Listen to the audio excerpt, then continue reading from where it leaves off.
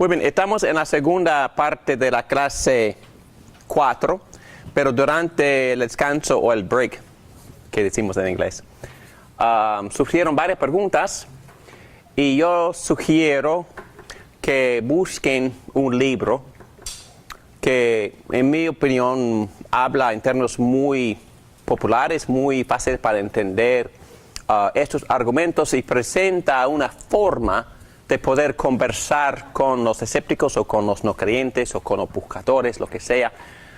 Y ese libro, ¿cómo se llama?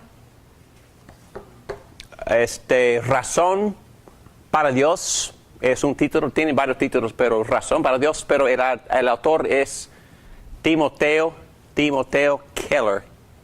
Keller. Pero también él trata estos argumentos de forma muy, muy práctica y nos enseña cómo él los usa conversando con los no creyentes. Se llama Timoteo Keller, Razón para Dios. Y también surgió otra pregunta en cuanto a la veracidad histórica de los libros de la Biblia. Y yo recomiendo es que tomamos este tema en un curso y solo tocamos esa pregunta y examinamos muchísimas evidencias dentro de la Biblia, pero también fuera de la Biblia, argumentos arqueológicos, también filosóficos, y examinamos la historia de cómo se desarrollaba la Biblia, como los eruditos pusieron fechas en los varios documentos que se encuentran en la Biblia, pero más que nada enfocamos en la veracidad y por qué es totalmente confiable estos documentos, especialmente de Mateo, Marcos, Lucas y San Juan. Y para mí en lo personal, si Cristo era una figura honesta como 25% del tiempo, no tenía que ser ni perfecto, pero él hablaba más de 150 veces acerca de su enseñanza, de la historicidad y autoridad, veracidad de todos los libros del Antiguo Testamento, reclamando que las enseñanzas de él eran divinas, que vinieron directamente del cielo, y también autorizando a los apóstoles a escribir en el Nuevo Testamento, pero también examinamos la veracidad de los documentos, la confiabilidad de los documentos del Nuevo Testamento en comparación a la literatura de aquella era, y como los libros son incomparables en su autenticidad histórica. Entonces yo recomiendo que busquen ese curso en el internet, pero también que busquen hay un libro muy bueno, muy, muy viejo, que se llama Evidencias que demandan un veredicto, pero otra vez estamos usando argumentos históricos y razonables. No estamos en la apologética de presuposiciones, pero estamos en la apologética de evidencias. Es otra rama de apologética. Pero el libro fue escrito por Josh McDowell. Y él presenta varios argumentos históricos acerca de la autenticidad y veracidad histórica de la Biblia. Muy bien. Vamos a seguir por algunos minutos más con nuestra examinación de cómo Dios se conoce. Bueno, letra D, estamos en la página 27 de las guías. Dios es conocible, pero ¿qué es una esencia? Esencia. ¿Podemos definir a Dios? Bueno, definimos cosas, describimos a personas. Una definición como un ser o una esencia es solo una construcción mental. Y estoy usando sin vergüenza las notas del profesor Dr. Michael Williams, pero también él es PhD, él es doctor en filosofía. Y él mismo está burlándose un poquito de tanto uso de la filosofía en la construcción de una teología sistemática. Y él mismo dice que nosotros podemos hablar de esencias y pretender ser inteligentes, pero nadie sabe lo que es una esencia. ¿Puedes definir la esencia del espíritu del ser humano? Es que hablamos y a veces nuestras palabras son pura algarabía. Bla, bla, bla, bla, bla. Porque estamos hablando mucho y no estamos diciendo nada. Quizás ustedes ya concluyeron eso, ¿verdad? porque estoy diciendo todos. Ese hombre no sabe lo que está diciendo. Es que, no, yo entiendo. Ok. Conjetura. ¿Cómo? Pura conjetura. Conjetura. Exactamente. Y la filosofía en sí es conjetura. Y a veces es buena, pero a veces es inútil y vacía. Muy bien, nuestro conocimiento de Dios es verdadero. Y podemos expresar ese conocimiento en declaraciones de proposición. Muy bien, ok, ya dije. Use otra palabra, proposición. ¿Qué es una proposición? Ok, sencillamente hablando, es una oración. Con sujeto, con adjetivos, con verbo, con objetivo, quizás con adverbios, con frases preposicionales. Entonces, estamos hablando de oraciones. La Biblia describe a Dios con oraciones, o en otras palabras, con proposiciones. Entonces, lo que nosotros confesamos como cristianos ortodoxos es que Dios decidió revelarse a través de su palabra. Proposiciones. Con verbos, sujetos, objetos, adjetivos, con sentences, gramaticalmente hablando. Con frases. Con frases y con oraciones completas, con metáforas, con muchísimas metáforas. Y nosotros nosotros profesamos que es posible conocer a Dios por medio de y a través de proposiciones, oraciones, por la gramática, por el lenguaje. Pero también existe hoy en día un movimiento muy fuerte entre los teólogos liberales por medio de la influencia, lamentablemente, de los neocalvinistas, que ellos han puesto en peligro este concepto de revelación por medio de proposiciones. Han dicho y dicen estos teólogos que no es posible conocer a Dios por palabras, porque las palabras solo limitan y las características solo limitan a Dios. Y en verdad son palabras humanas y palabras humanas no son adecuadas para describir de verdad cómo es Dios. Es su argumento. Y por eso la única forma en que tú puedes conocer a Dios es por un encuentro personal. Ok. ¿Negamos eso? ¿No? No. Pero la pregunta es esta. ¿Se puede describir con proposiciones ese encuentro personal? Sí. Sí, se puede y es necesario describirlo.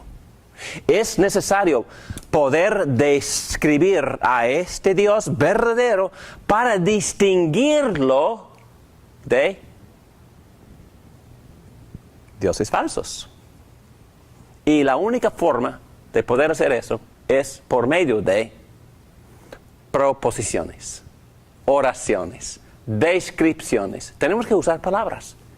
Y lo que la Biblia misma nos enseña, que es posible describir a Dios con palabras humanas.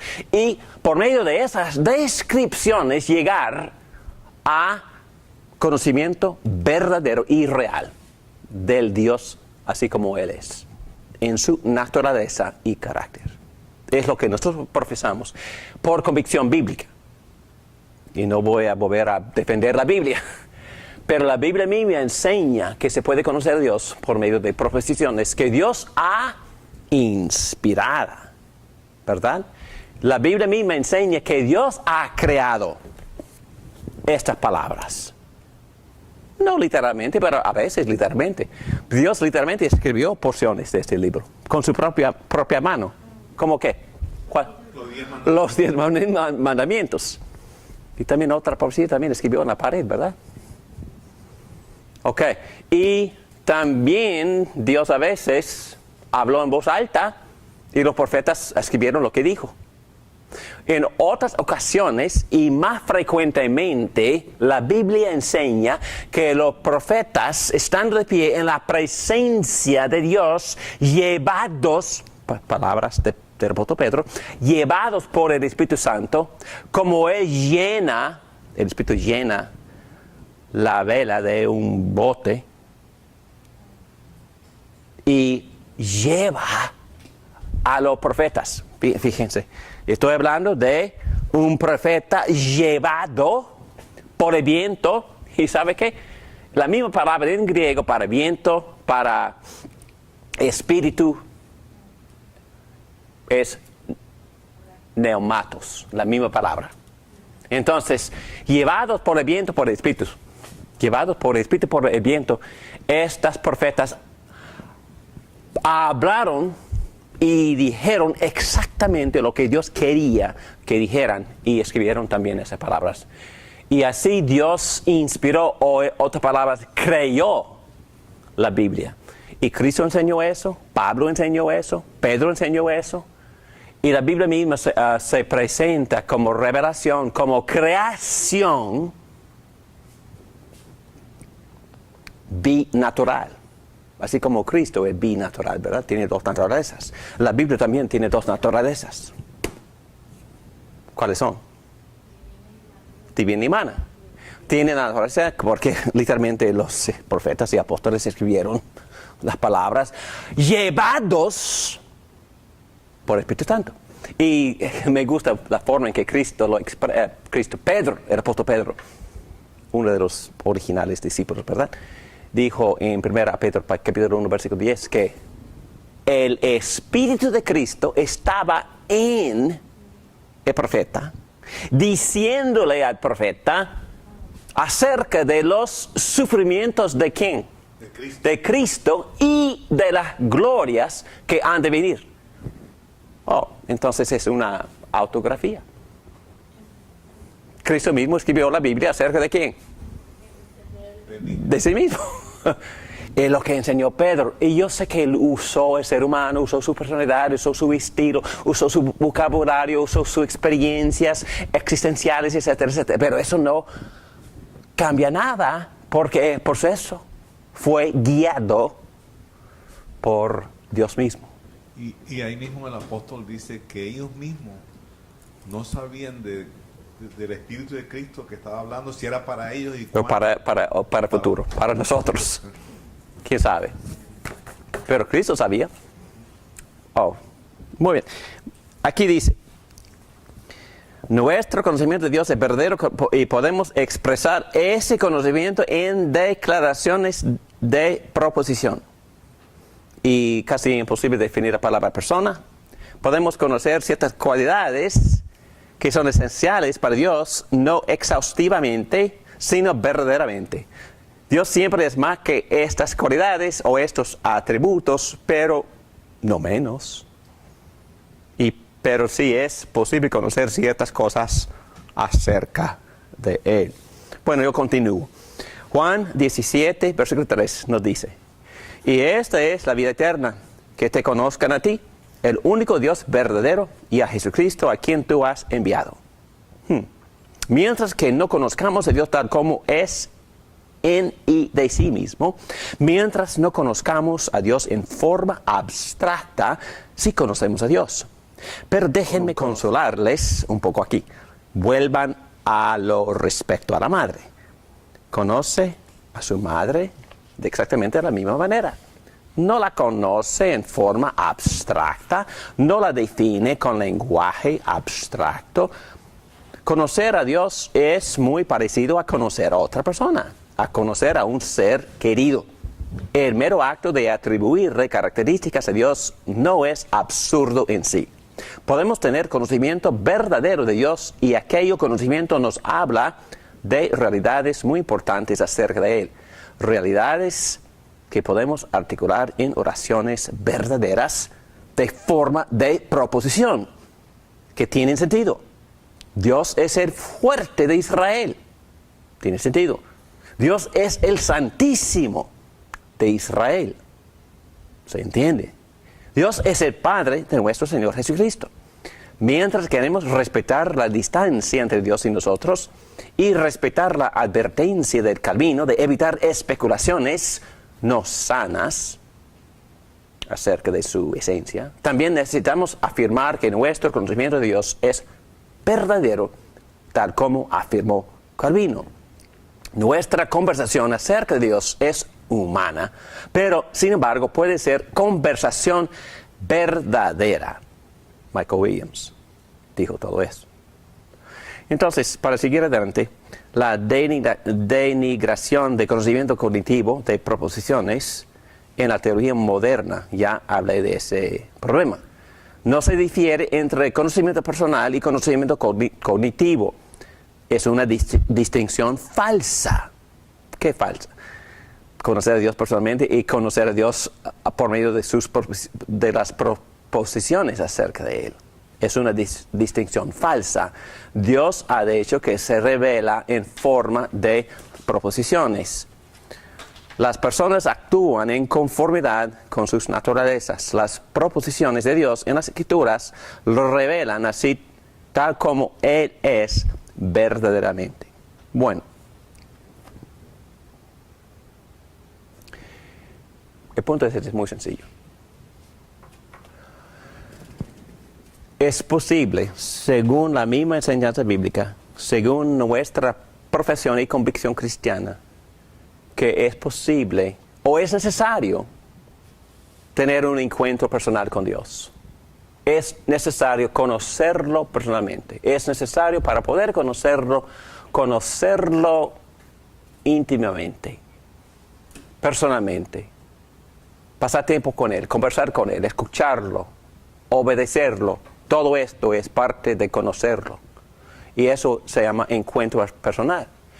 Pero al mismo tiempo tenemos que tener cierta información o cierto conocimiento cognitivo acerca de Dios. Información, descripción, atributos, hechos, historias, etcétera, etcétera, que definen, que describen cómo es Dios. Y no hay contradicción entre las dos cosas. No hay dicotomía entre las dos cosas. Las dos cosas son necesarias. Tener un encuentro personal, pero también tener conocimiento cognitivo. ¿Qué tipo de conocimiento cognitivo? Dios es santo, Dios es amor, Dios es mi fuerte, Dios es el Salvador de Israel, Dios es mi refugio, Dios es mi roca, mi Salvador, todo esto. Estamos hablando de conocimiento cognitivo, estamos hablando de descripciones, estamos hablando de proposiciones, y las dos cosas son necesarias. Bueno, yo conozco a mi esposa porque he pasado 42 años con ella. Y conozco su personalidad, la conozco espiritualmente, hemos conversado por años. Pero también la puedo describir. Pero no describo su esencia. Sí, ustedes conocen a Anne, ¿verdad? Ella consiste de material como 90% agua, mucho polvo, química, homozonas, un aspecto espiritual que no entiendo, pero entonces es su esencia. Es que no hablamos así de personas. Yo presentaría a mi esposa así como una persona alegre, con personalidad abierta, una persona muy generosa, una persona que sirve a todo el mundo. Bueno, así tenemos que describirla. Entonces, ella es una persona. Y en verdad no sé lo que es su esencia, y mejor que otras personas hablen de eso, o nadie. Pero es importante cuando presentamos a una persona dar conocimiento cognitivo, dar conocimiento cognitivo. Pero también es importante conocer personalmente, tener un encuentro o varios encuentros o muchos encuentros personales con la persona para poder presentarla, representarla bien. Bueno, y Dios es una persona. Y en la clase que viene vamos a meternos profundamente en este concepto de Dios como persona. Dios es una persona. Más que nada es una persona. Y también es un espíritu. Y es casi imposible definir persona, es casi imposible definir espíritu. No sé nada de la esencia de un espíritu. Pero yo puedo describir a esta persona. Yo puedo darles información o conocimiento cognitivo de esta persona. Yo puedo usar frases y adjetivos y características y atributos. Yo puedo describir acciones generosas, actos salvíficos. Yo puedo darles muchísimas descripciones de esta persona. Y a la vez, y todo el tiempo, estaré tratando de presentarte a esta persona. O es decir, en inglés, introducirte, para que conozcan a esta persona, para que acepten a esta persona, para que amen a esta persona. Y si ese es el Señor del pacto para obedecer a esta persona. Porque obedecerlo es conocerlo. Habían cosas que los discípulos de Cristo no podían conocer, excepto por medio de la obediencia. Y es cuando lo obedecemos, es cuando lo conocemos. Muy bien.